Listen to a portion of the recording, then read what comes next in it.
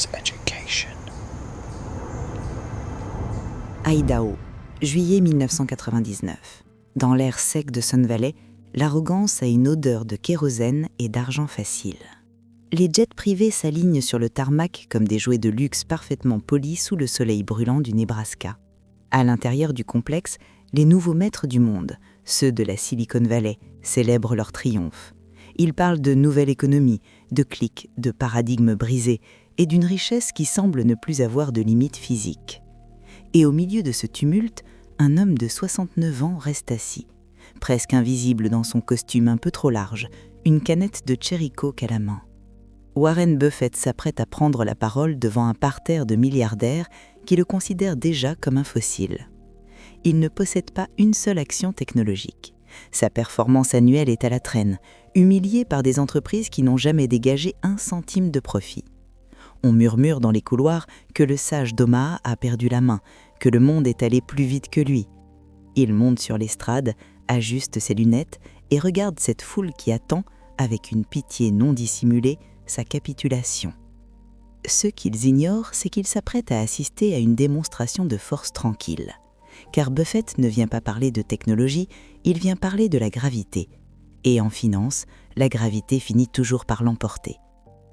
Pour comprendre Warren Buffett, il faut oublier les classements de fortune et les titres de presse sensationnalistes. Il faut voir l'homme qui, depuis 7 décennies, refuse de jouer à un jeu que tout le monde croit obligatoire, celui de la complexité. Le problème n'est pas qu'il est vieux ou dépassé. Le problème, c'est qu'il applique une logique si dépouillée, si brutale de simplicité qu'elle en devient insultante pour ceux qui cherchent des formules magiques ou des algorithmes complexes. On l'appelle l'oracle d'Omaha, mais son secret ne réside pas dans une capacité surnaturelle à lire l'avenir. Il réside dans une règle qu'il appelle la marge de sécurité. Imaginez un pont. Si vous savez que des camions de 10 tonnes vont y passer tous les jours, vous ne construisez pas un pont capable de supporter exactement 10 tonnes. Vous construisez un pont capable d'en supporter 30. C'est cela, la marge de sécurité. C'est l'écart entre le prix que vous payez, souvent dicté par l'excitation ou la panique, et la valeur réelle que vous recevez, dictée par les bénéfices futurs. À Sun Valley ce jour-là, Buffett ne vient pas s'excuser pour son retard sur la mode d'Internet. Il vient dire à ces génies de l'informatique qu'ils sont en train de construire des ponts de papier pour des camions de plomb. Il ne cherche pas à savoir qui va gagner la course du futur, il cherche à savoir qui, structurellement, ne peut pas perdre. Tout commence bien avant les jets privés et les conférences de prestige. Tout commence avec un pack de 6 bouteilles de Coca-Cola. Nous sommes à Omaha, au milieu des années 30. La poussière de la Grande Dépression n'est pas encore retombée. Le petit Warren a 6 ans. Son père, courtier en bourse, vient de perdre son emploi et l'insécurité financière rôde autour de la maison familiale. Mais Warren, lui, observe. Il achète ses 6 bouteilles pour 25 cents chez son grand-père, puis il les revend à l'unité pour 500 chacune dans son voisinage. Là où d'autres enfants voient du sucre et des bulles, lui voit un mécanisme pur, un flux de trésorerie. Le cash flow, c'est l'argent réel, palpable, qui reste dans votre poche une fois que toutes les dépenses ont été payées. Ce jour-là, sans le savoir, il découvre le moteur de sa vie. Le capital n'est pas fait pour être dépensé en objets, il est fait pour être alloué là où il produira encore plus de capital. À 10 ans, on le retrouve dans une librairie locale. Il ne cherche pas de bande dessinée. Il tombe sur un livre au titre étrange, 1000 façons de gagner 1000 $. Il ne le parcourt pas, il l'étudie comme si sa vie en dépendait. Il calcule que s'il commence avec 1000 $ et qu'il les fait fructifier de seulement 10% chaque année, il sera millionnaire à 35 ans. C'est sa première rencontre avec ce qu'il appellera plus tard la 8e merveille du monde, les intérêts composés, le compounding. C'est d'effet boule de neige. Au début, vous poussez une petite boule au sommet d'une colline neigée. Elle avance lentement, on dirait qu'il ne se passe rien, mais à mesure qu'elle roule, elle ramasse plus de neige, sa surface augmente, elle devient plus lourde et finit par devenir une avalanche que rien ne peut arrêter. Warren a compris une chose que même les plus grands gestionnaires de fonds de Wall Street oublient souvent. Le temps est l'ami des entreprises de qualité et le temps est l'ennemi des décisions précipitées. À 13 ans, il dépose sa première déclaration d'impôt. Il déduit 35 $ pour l'achat de son vélo, son outil de travail, pour livrer des journaux. Il n'est pas simplement un livreur, il est une entreprise individuelle. Il optimise ses trajets, il étudie la psychologie de ses clients, il accumule chaque centime. Pendant que ses camarades de classe s'intéressent au baseball, Warren étudie les rapports annuels des entreprises comme s'il s'agissait de romans aventures. Il cherche une règle, une seule, qui pourrait le guider à travers le chaos des marchés. Il finit par la trouver chez un homme qui va devenir son mentor, Benjamin Graham. Graham lui enseigne une distinction qui deviendra le socle de sa fortune. Le prix est ce que vous payez, la valeur est ce que vous recevez. La plupart des gens achètent des actions parce qu'ils espèrent que le prix va monter demain. Warren, lui, commence à chercher des entreprises que personne ne veut parce que le prix est bas, mais dont la valeur est immense et solide. Il ne veut pas parier sur le cours de la bourse, il veut devenir propriétaire de machines à cash qui tournent même quand il dort. Cette discipline n'est pas un choix, c'est son code intérieur, une obsession de la préservation du capital qui l'empêchera toute sa vie de suivre la foule. Et c'est précisément cette règle silencieuse qui va le rendre étranger à ses pairs, le laissant seul dans son bureau à Omaha alors que le monde entier s'apprête à plonger dans la folie. Le détail que personne ne voit dans cette ascension fulgurante, ce n'est pas son intelligence mathématique, c'est son tempérament. Warren possède une qualité rare en finance, la capacité d'être inactif. Il peut attendre des années avant de passer à l'action. Il appelle cela attendre le fat pitch, la balle parfaite qui arrive exactement là où il peut frapper un coup de circuit. Pour lui, l'investissement n'est pas un sport où on est pénalisé si on ne frappe pas. On peut laisser passer des milliers de balles sans bouger. Le risque ne vient pas de l'inaction, le risque vient de l'impulsion de faire quelque chose simplement parce qu'on s'ennuie ou que les autres s'agitent. Mais cette patience a un prix, elle demande une résistance psychologique que peu d'êtres humains possèdent réellement. Nous allons voir comment, en passant de l'enfance à l'adolescence, Warren a transformé cette obsession enfantine pour les bouteilles de Coca-Cola en une forge capable de résister aux crises les plus violentes du siècle, là où tous ses concurrents ont fini par se briser. Parce que la simplicité n'est pas la facilité, la simplicité est la forme ultime de la sophistication et elle demande une discipline de fer que Warren s'apprête à tester face à la réalité brutale du marché. Au milieu des années 60, Warren Buffett est déjà un homme riche, mais il est prisonnier d'une méthode qui commence à montrer ses limites. Jusqu'ici, il a suivi à la lettre la stratégie de son maître, Benjamin Graham, la méthode du mégot de cigare. L'idée est aussi peu ragoûtante qu'efficace.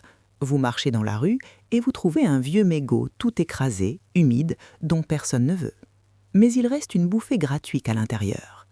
En finance, cela signifie acheter une entreprise en train de mourir, mais dont le prix est tellement bas, tellement inférieur à la valeur de ses machines ou de ses stocks, que vous êtes certain de réaliser un profit en la revendant ou en la démantelant. C'est une stratégie d'arbitrage pur. C'est efficace, mais c'est épuisant. Et surtout, cela ne permet pas de bâtir un empire. C'est ici que survient ce que Warren appellera plus tard sa plus grande erreur, un investissement qui va pourtant devenir le nom le plus puissant de la finance mondiale, Berkshire Hathaway. En 1964, Berkshire n'est pas un conglomérat pesant des centaines de milliards, c'est une vieille usine de textile du Massachusetts qui prend l'eau de toutes parts. L'industrie décline, la concurrence étrangère est féroce, Warren achète des actions parce qu'elles sont bradées. Le patron de l'usine lui propose de racheter ses parts pour un prix précis. Warren accepte. Mais quand l'offre officielle arrive par courrier, le prix est inférieur de quelques centimes à ce qui était convenu oralement. La plupart des investisseurs auraient soupiré et signé. Mais Warren est piqué au vif. Par pur ego, par colère, il décide d'acheter l'intégralité de l'entreprise pour pouvoir licencier ce patron qui a manqué à sa parole. Il vient de commettre l'erreur ultime. Il a lié son capital à un navire qui coule. Il a injecté son argent dans un business médiocre simplement pour gagner une bataille d'orgueil. Il se retrouve à la tête d'une usine textile qui brûle de la liquidité chaque mois pour maintenir ses machines obsolètes. C'est un piège. C'est ici que, au milieu des années 60, Warren Buffett est déjà un homme riche, mais il est prisonnier d'une méthode qui commence à montrer ses limites. Jusqu'ici, il a suivi à la lettre la stratégie de son maître, Benjamin Graham, la méthode du mégot de cigare. L'idée est aussi peu ragoûtante qu'efficace. Vous marchez dans la rue et vous trouvez un vieux mégot tout écrasé, humide, dont personne ne veut. Mais il reste une bouffée gratuite à l'intérieur. En finance, cela signifie acheter une entreprise en train de mourir, mais dont le prix est tellement bas, tellement inférieure à la valeur de ses machines ou de ses stocks que vous êtes certain de réaliser un profit en la revendant ou en la démantelant. C'est une stratégie d'arbitrage pure. C'est efficace, mais c'est épuisant. Et surtout, cela ne permet pas de bâtir un empire. C'est ici que survient ce que Warren appellera plus tard sa plus grande erreur, un investissement qui va pourtant devenir le nom le plus puissant de la finance mondiale, Berkshire Hathaway. En 1964, Berkshire n'est pas un conglomérat pesant des centaines de milliards. C'est une vieille usine de textile du Massachusetts qui prend l'eau de toutes parts. L'industrie décline, la concurrence étrangère est féroce. Warren achète des actions parce qu'elles sont bradées. Le patron de l'usine lui propose de racheter ses parts pour un prix précis. Warren accepte. Mais quand l'offre officielle arrive par courrier, le prix est inférieur de quelques centimes à ce qui était convenu oralement. La plupart des investisseurs auraient soupiré et signé. Mais Warren est piqué au vif. Par pur ego, par colère, il décide d'acheter l'intégralité de l'entreprise pour pouvoir licencier ce patron qui a manqué à sa parole. Il vient de commettre l'erreur ultime. Il a lié son capital à un navire qui coule. Il a injecté son argent dans un business médiocre simplement pour gagner une bataille d'orgueil. Il se retrouve à la tête d'une usine textile qui brûle de la liquidité chaque mois pour maintenir ses machines obsolètes. C'est un piège. C'est ici que la forge commence. Warren comprend que le coût d'opportunité est le vrai juge de paix. Chaque dollar qu'il gaspille à essayer de sauver cette usine est un dollar qu'il ne peut pas investir dans une entreprise exceptionnelle. Le coût d'opportunité, c'est le prix de ce à quoi vous renoncez. Si vous passez votre vie à réparer des erreurs, vous n'avez plus de temps pour construire des succès. C'est à cette période qu'une voie entre dans sa vie et change sa trajectoire à jamais, celle de Charlie Munger. Munger est un avocat de Los Angeles au ton tranchant et à l'esprit dévastateur. Il va forcer Warren à abandonner les mégots de cigares. Il lui dit, avec cette brutalité qui le caractérise, il vaut mieux acheter une entreprise extraordinaire à un prix correct qu'une entreprise correcte à un prix extraordinaire. C'est une révolution mentale. Warren passe de la recherche de la décote à la recherche de la qualité. Il commence à chercher ce qu'il appelle le moat. Imaginez un château fort. Sa solidité dépend de l'épaisseur de ses murs, certes, mais sa vraie protection, c'est le fossé qui l'entoure. Plus le fossé est large et profond, plus il est difficile pour un concurrent de venir prendre le château. En finance, le moat, c'est l'avantage concurrentiel durable. Cela peut être une marque que tout le monde adore, comme Coca-Cola. Cela peut être un coût de production si bas que personne ne peut s'aligner. Ou cela peut être une habitude ancrée chez le consommateur. Warren ne cherche plus des entreprises sous-évaluées, il cherche des châteaux imprenables. Mais pour tenir cette ligne, il faut briser deux illusions qui détruisent la plupart des portefeuilles. La première, c'est l'illusion de la diversification. Wall Street vous répète qu'il faut mettre vos œufs dans une multitude de paniers pour réduire le risque. Warren déteste cette idée. Il appelle cela l'investissement type Arche de Noé. Vous finissez avec un zoo et aucun rendement. Pour lui, le vrai risque ne vient pas de la concentration du capital, mais de l'ignorance. Si vous connaissez parfaitement 3 entreprises, vous prenez moins de risques qu'en possédant 100 d'entreprises que vous ne comprenez pas. La diversification, c'est la protection contre l'ignorance, mais elle est le frein de la performance. La deuxième illusion, c'est l'illusion de l'action. Le monde de la finance est conçu pour vous faire bouger. Les écrans clignotent, les nouvelles tombent chaque minute, les courtiers gagnent de l'argent quand vous achetez ou vendez. On vous incite à croire que si vous ne faites rien, vous perdez votre temps. Warren, lui, reste assis dans son bureau, sans ordinateur, sans terminal Bloomberg. Il lit. Il attend. Il comprend que l'activité n'est pas la performance. L'argent ne se gagne pas dans l'achat et la vente, il se gagne dans l'attente. C'est dans cette attente qu'il va réaliser un coup de maître avec une entreprise qui fabrique des chocolats en Californie, See's Candies. Personne ne comprend pourquoi il paie ce qui semble être un prix exorbitant pour une simple confiserie. Mais Warren a vu le moat. Les gens n'achètent pas ces chocolats pour le prix, ils les achètent pour l'émotion qu'ils procurent le jour de la Saint-Valentin. Vous ne voulez pas être le petit ami qui arrive avec des chocolats bas de gamme parce qu'ils étaient en promotion. Warren comprend qu'il peut monter les prix chaque année d'1 ou 2 centimes et que personne ne s'en rend compte. C'est la définition d'un business de qualité, le pouvoir de fixation des prix. C'est ici que le micro-twist se révèle. Warren utilise les flux de trésorerie de sa vieille usine textile moribonde, Berkshire Hathaway, pour acheter ses pépites. Il transforme son boulet en un véhicule de réallocation de capital. Il ne sauve pas le textile, il utilise le cadavre du textile pour fertiliser le sol de ses futurs succès. Il vient de comprendre que son vrai métier n'est pas d'être un sélectionneur d'actions, mais un allocateur de capital. Il déplace l'argent des zones où il stagne vers les zones où il va exploser. Mais alors que cette machine commence à tourner à plein régime, une question commence à l'hanter ses nuits. Un détail que personne n'a vu venir et qui menace de faire s'effondrer tout ce qu'il a bâti. Quelque chose de bien plus dangereux qu'une simple erreur de calcul. Ce danger, ce n'est pas le marché, ce n'est pas l'inflation, c'est un aspect de sa propre stratégie qui va l'obliger à faire un choix déchirant entre sa réputation et sa fortune. Nous allons voir comment cette forge, patiemment construite, va se soumettre à une pression thermique que même Warren n'aurait pu imaginer au cœur d'un scandale qui va faire trembler les fondations de Wall Street et mettre à l'épreuve son principe le plus sacré, la marge de sécurité morale. Août 1991, Washington, D.C. Warren Buffett est assis face à une commission du Congrès américain. L'air est électrique, l'atmosphère est celle d'un tribunal. Ce n'est pas l'investisseur à succès que les sénateurs interrogent aujourd'hui, c'est le pompier de service.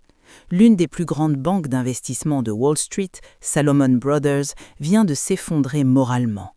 Des traders ont triché sur les enchères de bons du Trésor. La banque risque la faillite, la saisie, et plus grave encore, le bannissement du système financier.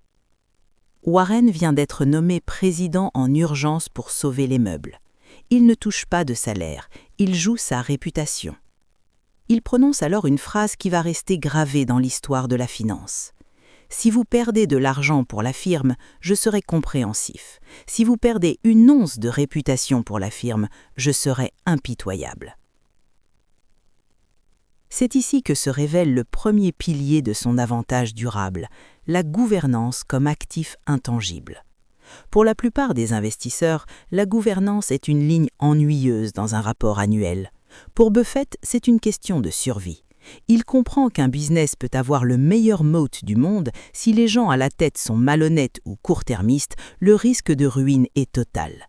Il ne cherche pas seulement des entreprises qui gagnent de l'argent, il cherche des entreprises qui méritent de gagner de l'argent.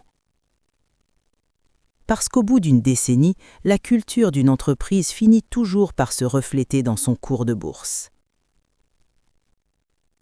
Mais pour comprendre comment Warren est passé de riche investisseur à titan de l'économie mondiale, il faut plonger dans son moteur secret, un mécanisme que peu de gens comprennent vraiment et qui s'appelle le float. Le float, c'est l'argent des autres que vous pouvez utiliser gratuitement. Imaginez que vous soyez propriétaire d'une compagnie d'assurance. Les clients vous paient leurs primes aujourd'hui pour être couverts en cas d'accident demain. Entre le moment où vous recevez l'argent et le moment où vous devez peut-être payer un sinistre, cet argent reste sur votre compte. C'est le float. C'est une sorte de prêt sans intérêt que vous n'avez jamais à rembourser tant que vous continuez à attirer de nouveaux clients. Warren a compris très tôt que l'assurance était le business ultime. Ce n'est pas la vente d'un produit, c'est la collecte de capital à bas coût. À travers sa filiale Geico, il a accumulé des milliards de dollars de float. Là où d'autres investisseurs doivent emprunter à la banque avec des taux d'intérêt élevés pour investir, Warren utilise cet argent gratuit. C'est son levier asymétrique. Il utilise l'argent de l'assurance pour acheter des entreprises de qualité qui génèrent encore plus de cash flow, créant une boucle de rétroaction infinie. C'est ce qui lui permet de ne jamais avoir besoin de vendre, même quand les marchés s'effondrent. Le détail que personne ne voit, c'est que le float ne fonctionne que si vous avez la discipline de ne pas souscrire de mauvais risques. Si vous assurez n'importe quoi pour avoir plus de cash, vous finirez par tout perdre quand les sinistres arriveront. Warren a donc bâti une culture de la discipline absolue. Il préfère ne rien faire, laisser ses assureurs inactifs pendant des mois plutôt que de prendre un risque mal évalué. C'est la même logique en bourse. La patience n'est pas une attente passive, c'est une défense active contre la médiocrité. Vient ensuite son obsession pour l'allocation du capital. Dans la plupart des grandes entreprises, quand une usine gagne de l'argent, elle réinvestit cet argent dans la même usine, même si le marché décline. C'est ce qu'il appelle l'impératif institutionnel, la tendance des dirigeants à imiter leurs voisins ou à nourrir leur propre ego. Warren, lui, fait l'inverse. Il traite Berkshire Hathaway comme un centre de tri géant. Si son usine textile gagne 1 million, mais que le secteur du bonbon est plus rentable, il prend le million du textile et l'envoie chez See's Candies. Il ne laisse jamais l'argent dormir là où il n'est pas efficace. Il est le chef d'orchestre qui déplace les musiciens là où la symphonie a besoin de puissance. Mais il y a un micro-twist dans cette stratégie. Alors que tout le monde pense qu'il ne s'intéresse qu'aux vieilles industries, il réalise en 2016 un mouvement qui stupéfie la planète. Il commence à acheter des actions Apple, des milliards de dollars. L'homme qui refusait la tech pendant 40 ans devient le plus gros actionnaire individuel de la firme à la pomme. Pourquoi ? Parce qu'il a compris qu'Apple n'est plus une entreprise technologique, c'est un produit de grande consommation avec le moat le plus puissant jamais créé, l'écosystème. Si vous avez un iPhone, toutes vos photos, vos messages et vos habitudes sont liés. Le coût de sortie est trop élevé. Apple a devenu le Coca-Cola du XXIe siècle. Warren n'a pas changé ses principes, il a simplement reconnu que le fossé numérique était devenu plus profond que le fossé physique. C'est là que réside sa véritable force, l'horizon de temps permanent.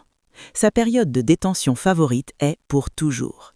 La plupart des gestionnaires de fonds sont jugés sur 3 mois. S'ils ne battent pas le marché ce trimestre, ils sont virés. Ils vivent dans la peur. Warren n'a personne au-dessus de lui. Il n'a pas de clients à satisfaire à court terme, car Berkshire est une société cotée, pas un fonds d'investissement. Cette structure juridique est son armure. Elle lui permet d'acheter quand les autres hurlent de panique et de garder ses titres pendant 30 ans sans broncille. L'avantage durable de Buffett, ce n'est pas d'être plus intelligent, c'est d'avoir un cadre de jeu qui rend la panique impossible. Cependant, cette forteresse de certitude va être mise à rude épreuve. Pas par un crash boursier, mais par le temps lui-même. À mesure que les décennies passent, une tension s'installe.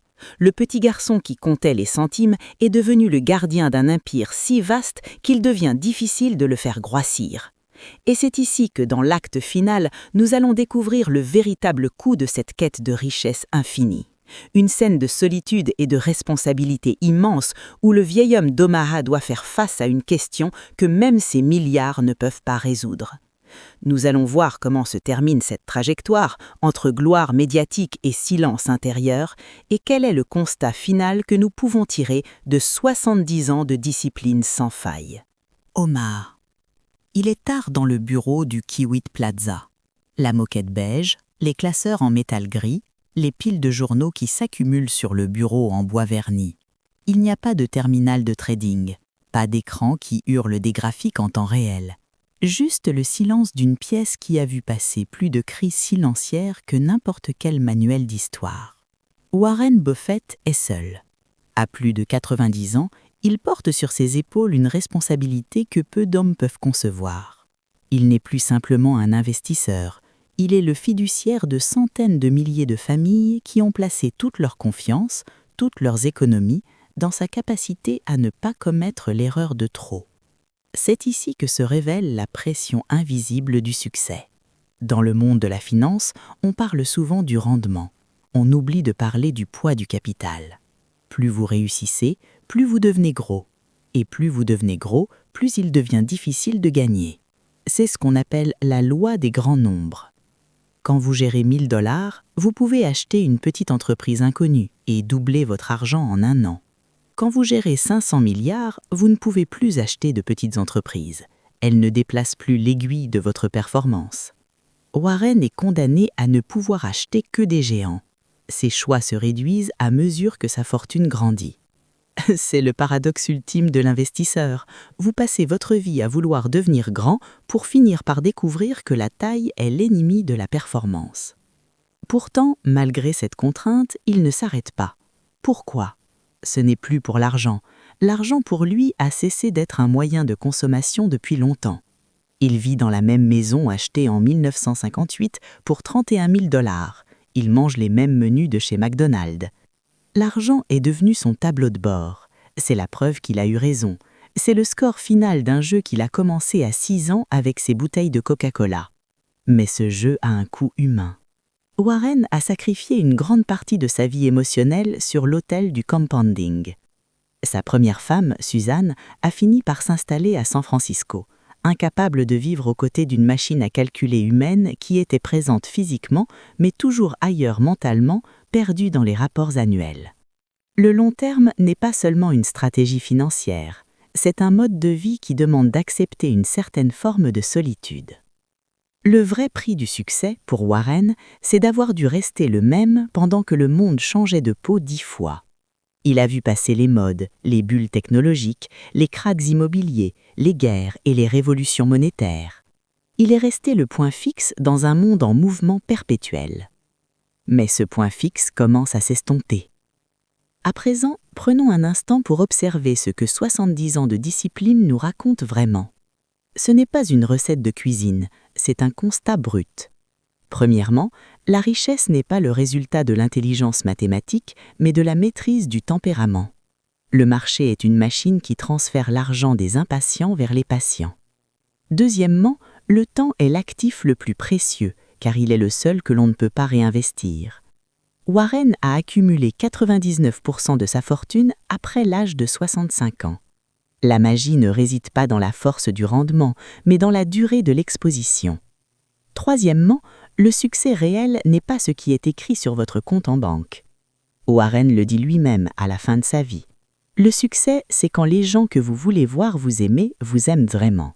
On peut acheter toutes les entreprises du monde, on ne peut pas acheter l'intégrité ni l'affection. Warren ferme son bureau. Il éteint la lumière. Dans quelques heures, il sera de nouveau là, à lire, à analyser, à attendre. Le mécanisme continue de tourner, indifférent aux hommes. Berkshire Hathaway lui survivra, c'est sa volonté. Il a construit une cathédrale dont il ne verra jamais la fin des travaux. Mais la question qui demeure, au-delà des chiffres et des mots, n'est pas de savoir si nous pouvons l'imiter. La question est de savoir si nous sommes prêts à payer le prix de sa patience. Nous avons exploré aujourd'hui le mécanisme d'une vie dédiée à l'accumulation et à la rigueur. Mais qu'advient-il lorsque cette même discipline est appliquée non pas à la préservation, mais à la conquête brutale d'un marché ? Dans notre prochain épisode, nous plongerons dans la trajectoire radicalement différente d'un homme qui n'a pas attendu que la valeur vienne à lui, mais qui a décidé de la créer par la disruption totale. Nous parlerons de celui qui a fait du risque son oxygène. D'ici là, posez-vous cette question. Si vous aviez la certitude de devenir riche dans 40 ans, seriez-vous capable de ne rien changer à votre vie aujourd'hui ?